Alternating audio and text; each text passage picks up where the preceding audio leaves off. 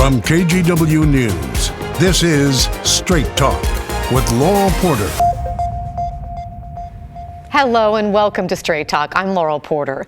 You've heard a lot about gridlock in Congress over what to do about security at the U.S. southern border and about defense spending for Ukraine, Israel, and Taiwan. A border deal and foreign aid package touted as bipartisan failed to advance in the Senate, and the House Speaker said at the time if it made it to the House, it would be dead on arrival, largely because of opposition from former President Donald Trump, who called it a disaster. Then, more recently, a foreign aid-only bill passed the Senate, but as of Thursday, hasn't made it to a House vote. But now, a new bipartisan bill has emerged in the House, and it's co-sponsored by both the Republican and Democrat from the Pacific Northwest. Oregon's 5th District Republican Congresswoman Lori Chavez-DeRemer and Southwest Washington's District 3 Democratic Representative Marie Gluesenkamp Perez have joined several other congressional members, both Democrats and Republicans, in sponsoring the bill. It's called the Defending Borders, Defending Democracies Act. For 1 year, the legislation would provide necessary authority to secure the border and defense-only assistance to support Israel, Taiwan, and Ukraine. In this episode of Straight Talk, we're pleased to be joined by both Congresswomen to tell us what's in the bill, what's at stake, and why they joined forces to try to get it passed. Welcome to my guests, Representatives Lori Chavez-DeRemer and Marie Gluesenkamp Perez. Welcome back to Straight Talk. It's so nice to have you here. Thanks, Laurel. Good to be here. This seems so unusual. We all hear a lot about gridlock and dysfunction in Congress, a lack of bipartisanship, business grinding to a halt. How did this happen that you came together to work on this bill? Let me start with this Congressman. Well, the number of migrants unlawfully crossing the southern border is reached an all-time high in December. And this is something that concerns both of us. And so we have both talked informally about how important support for military aid has been and also the border issue. And so when we saw the chance to find a way around bipartisan gridlock in the Senate and on the House, we got together and co-led this legislation. Congresswoman Chavez-DeRemer, how does it feel to be working with your Democratic colleague? Well, it's quite frankly easy. We've gotten to know each other over the last year, certainly. We know that we have the same values in the Pacific Northwest. We recognize what's happening on the southern border and how that's affecting Oregon and Washington. When we drill down, we're talking about the fentanyl crisis and the overdose. While we're not a border state, we recognize the devastation it can have on the streets for our young people, in our school system, for families worried about that. So that's one major issue. We also recognize on a national security level what can happen when dictators take over, like Putin in Ukraine. What we don't want to see is China to be aggressive with Taiwan, and we want to make sure that Israel can defend itself against Iran. So those kind of things come together. And then when we're working together in the problem solvers group, we see each other. There's lots of Democrats and Republicans who work together. I'm proud to serve on problem solvers, and I know Marie is too. And it's when these type of issues come together that we say, wait, we can be pragmatic, thoughtful thinkers. That's why we're elected to our districts. So for me to work with Marie to talk about what's the values are for Oregon and Washington, it's time to constituents want us to do something, not just sit back and wait. We can't continue to do that. We're freshmen, but we have voices, and we're going to make sure we exercise those voices for the people who elected us. I mentioned earlier the foreign aid bill that passed the Senate, so we have the competing bill that's sort of making its way through the House. This bill joins the two issues together, border security and foreign aid. Why join these two issues together, Congresswoman? Well, I think when you say that you respect borders and that a border is the obligation of a government to secure, that means that we also recognize that Ukraine has a right to defend its border. And frankly, our administration has failed to get a handle on the crisis. We've seen it turned into this football that is really disappointing because the impacts are so real and real human cost in not having a secure southern border for us, and we see the suffering in Ukraine, and I think there's sometimes there can be this thing of like, you're freshmen, don't worry about it, let leadership handle it, and I didn't put my life in a blender to wait around for somebody else to fix this. It's very serious and very real to both of us. Well, Congresswoman Chavez-DeRemer, let's drill down on what is happening at the southern border and how you see it impacting the Pacific Northwest. Yeah, what we hear oftentimes is people are truly concerned about operational control. We can see, hundreds of thousands of migrants coming to our country. We know that people come to this country for various reasons: asylum seekers, religious persecution. We recognize that. But what we now do not have is any operational control to know who's coming across the border. And when again, drugs and the cartels are ruling the day, and we have human trafficking and sex trafficking, and we have to get control of that border. So when we're talking bipartisan, we want to make sure that bills are simple. You mentioned earlier just the foreign aid bill being a simple solo bill. But we also recognize we're in a divided Congress and we have a very slim majority each way. And when we talk about these things, it's better on a timing issue as well as negotiating issue. We can keep both sides simple, but again, protecting our border as well as other borders. This bill came together with bipartisanship. Congressman Brian Fitzpatrick came together with Jared Golden and said, wait a minute, take a look at this bill. Let's get some other sponsors. There was 4 and 4 as original co-sponsors, and now we're going to get more on, because right now it's the only bill in the House. It's the only bill, bipartisan bill, that addresses both issues. And if we want something done, we have to get the votes. It's just that simple. So border security for us in the United States gets Republican votes for sure, and Democratic votes, and the opposite side of that, foreign aid and making sure they can secure their borders will get Democratic votes, and that's how we move it forward. Well, let's look at what's in the border part of the bill. Here's some of the language that's in the bill. It requires the Secretary of Homeland Security to suspend the entry of inadmissible migrants at a U.S. land or maritime border if the Secretary determines it's necessary to achieve operational control of the southern border. It requires an immigration officer who determines that a migrant arriving in the U.S.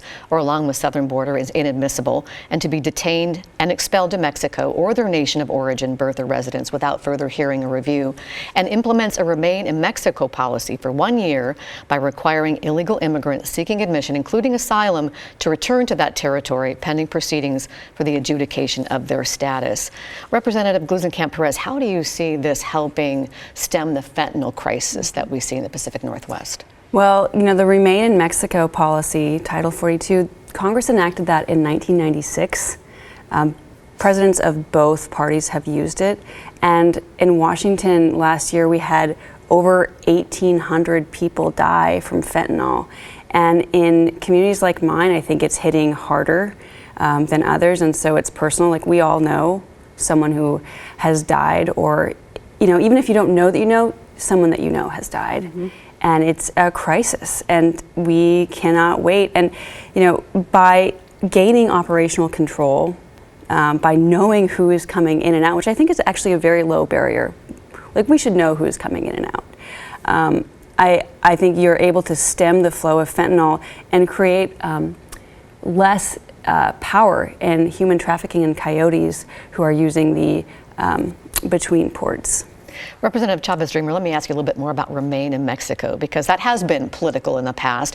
It was originally implemented in January of 2019 by then President Trump, and it required migrants seeking asylum to stay in Mexico until their U.S. immigration court date, which can be a while. And human rights groups say it exposes migrants to attacks while they wait for those proceedings. And then President Biden has called it inhumane. Mexico is opposed to it. Why do you want to see it as part of this bill?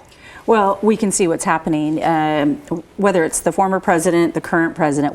Right now, we don't see that operational control. Again, it's out of control, and we have to get a hold of that. What we're asking is that they remain in their home countries, and if it's in Mexico, Remain in Mexico policy, or the Title 42, which was enacted during the COVID era. We're asking for really a pause and to say, let's work with the Mexican government, and it will be up to this administration to determine what that looks like and put the pressure there.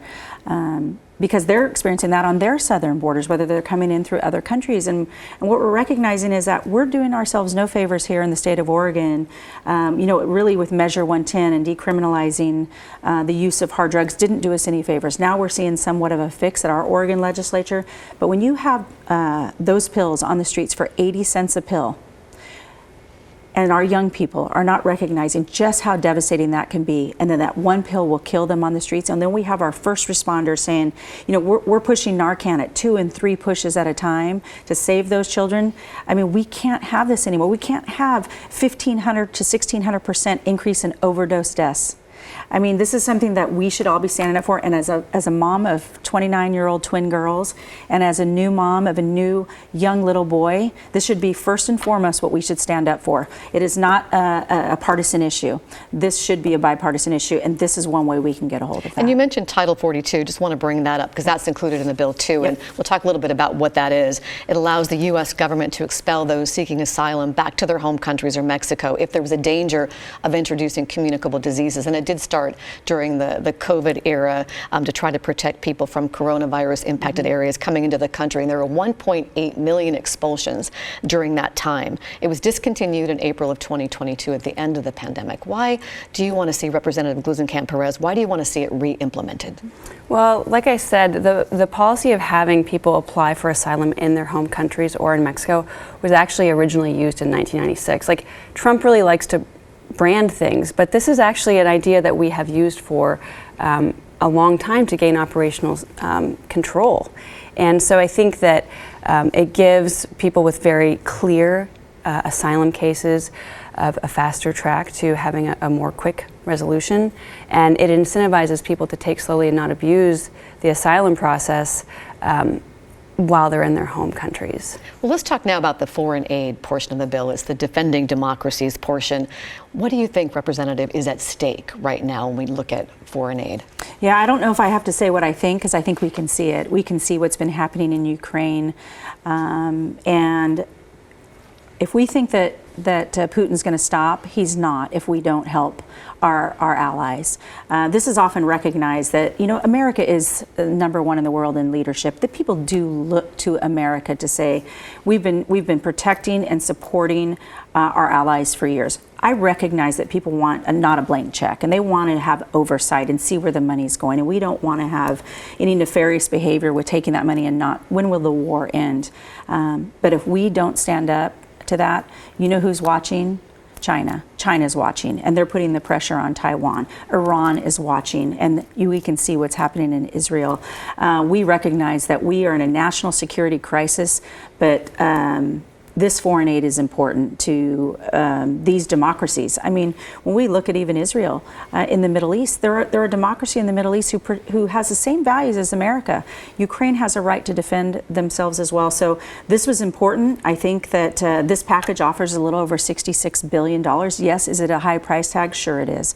But I think that that's the right thing to do. And there's a lot of members of Congress who would agree with both of us on this package. And here's a look at the money that is in the bill. There's over $47 billion to support the defense of Ukraine, over $10 billion to support the defense of Israel, almost $5 billion to support U.S. and allied deterrence operations in the Indo-Pacific, and $8 billion for the Department of Defense to conduct oversight of Ukraine funds and requires a report to Congress within 90 days.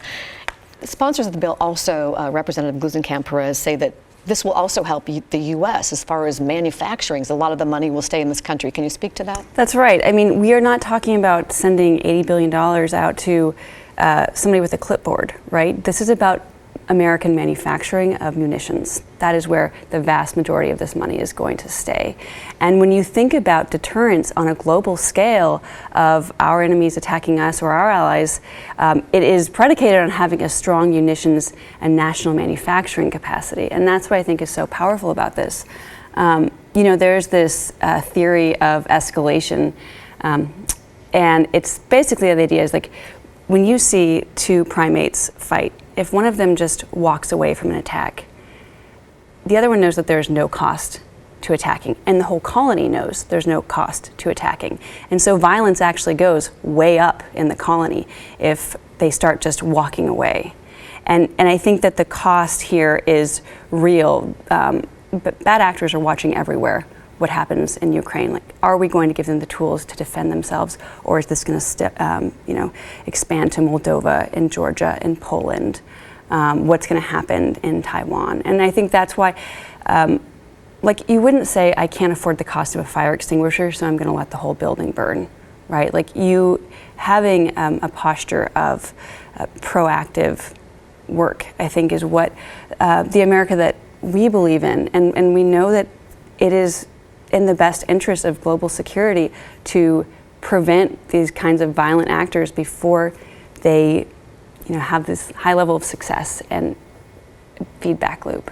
Let me ask you about humanitarian aid, because a lot of Americans want to see more humanitarian aid from the U.S. to Palestinians in the Gaza area. Does your bill include any humanitarian aid, or might it possibly include humanitarian aid, Representative? Yeah, it might. We're open to those amendments, because what will happen in the process-wise, we have this bill on the floor as a discharge petition.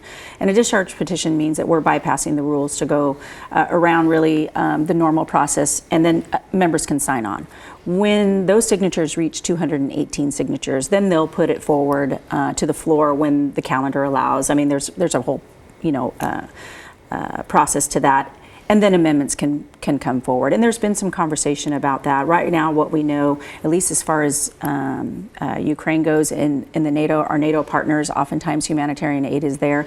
What we also have to remember is that we want to keep this bill as simple as possible to have a conversation. So we'll move through that conversation as it goes to the floor, but specifically what we want, the goal, at least I know for Marie and I and for the original co-sponsors, is what can get the votes to get this done so we can move forward. And to remind everybody, this is a 1-year time frame. We're not talking to solve all the issues, but we can't wait any longer. I mean, Ukraine is at their breaking point. Israel is very concerned. We just have to make sure that we secure that southern border. I've been to the border twice. I've been down in Texas and I've been down to Arizona. If you talk to the members there, Democrat or Republican, they need help now. We can't wait any longer. Let me talk about some of the people that have signed on to the bill. You mentioned Representative Brian Fitzpatrick, the Republican from Pennsylvania, leading the way, the co-chair of the Moderate Problem Solvers Caucus. You're both members. He's former FBI, was stationed in Kyiv in Ukraine before coming to Congress. Democrat Jared Golden from Maine, Republican Don Macon of Nebraska, Democrat Ed Case from Hawaii, Republican Mike Lawler from New York, and Democrat Jim Costa from California. And you recently attended a news conference to introduce this bill. Let's listen to a clip from Representative Fitzpatrick. We just want the problem solved. This is not a transportation bill. This is not the naming of a post office. This is literally U.S. domestic security and world peace on the line here. We felt that we needed to step up and offer a solution to show the intersection of where Democrats and Republicans, reasonable members of this chamber, can agree. Both on border security and on funding our allies overseas. And quickly, before we go to a break, Representative, what is on the line, do you think, here if this bill or something like it doesn't pass? Well, I certainly know my style of work. I'm not going to give up here if we don't get there. And I know that, the problem solvers, people are on problem solvers to solve problems. It doesn't do us any good to go to Washington, D.C. and be a part of a caucus that doesn't get done. So we'll put the pressure where we need to put the pressure. I'll talk to my colleagues. I know Marie will talk to her colleagues.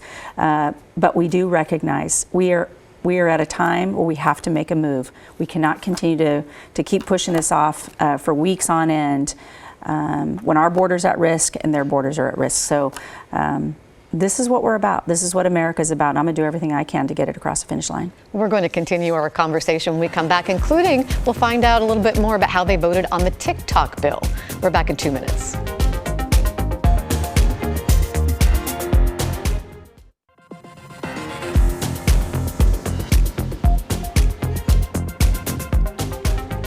Welcome back to Straight Talk. I'm Laurel Porter, and we are talking with two freshman congresswomen from the Pacific Northwest from both sides of the aisle, Washington Democrat Representative Marie Gluesenkamp Perez and Oregon Republican Representative Lori Chavez-DeRemer. They have joined forces to try to pass a border security and foreign aid bill called the Defending Borders, Defending Democracies Act. Welcome once again to Straight Talk. Thank you. We talked earlier about that bill, but I want to just shift gears and ask you about the TikTok bill that passed the House overwhelmingly on Wednesday. You both voted for it, and just to remind people what it would do, it would force TikTok's Chinese owner to either sell the wildly popular video app or be banned from the U.S. Why did you each vote for it? We'll start with Marie. Well, one of the things, there's a lot of data that comes through this, and the Chinese Communist Party gets that data. Like, that's part of their operational agreement with the people who own it because they're Chinese citizens. So, you are geolocated when you use the app. And one of the things that was really interesting, I thought,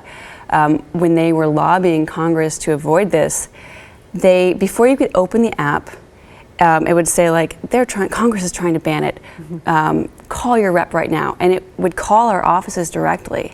And so we had 8-year-olds calling us, screaming at us we had kids calling and saying, I'm going to kill myself if you ban this.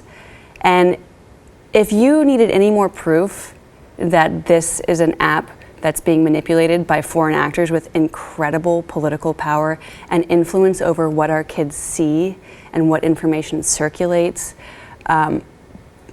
there it was. Yes. Well, Representative Chavez-DeRemer, there are creators, people who make their living, users who say this is their livelihood, people here in the Pacific Northwest, and people who say, why not consider that? Isn't that important? And to your point, people who say this is how they connect with others. Yeah, and it is considered in this. This is 180 days to decouple from ByteDance, to decouple from the Chinese Communist Party, who does not like America. We have to remember that. And if they don't do that, then we will ban TikTok. I understand that people say, well, I'm not using it for nefarious behaviors. I feel like I can control it, but we cannot.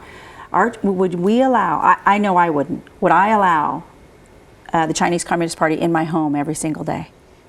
It's in our homes because it's on those apps and it is with our children. And again, the calls came in. I mean, they couldn't log in without them calling. And I couldn't agree with Marie more.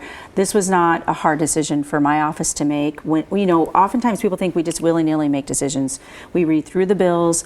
We try to listen to our constituents on every issue on both sides and really make a thoughtful decision.